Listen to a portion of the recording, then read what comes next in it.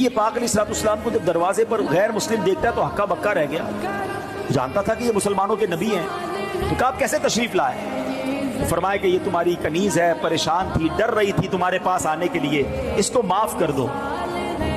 وہ بتائے وہ کیا کہتا ہے، وہ جو غیر مسلم تھا، کہتے پہلے مجھے بتائیے آپ کو آج رات معراج نصیب ہوئی ہے نا؟ غیر مسلم کہتا ہے اے محمد صلی اللہ تعالی علیہ وسلم آج رات آپ کو معراج نصیب ہوئی ہے؟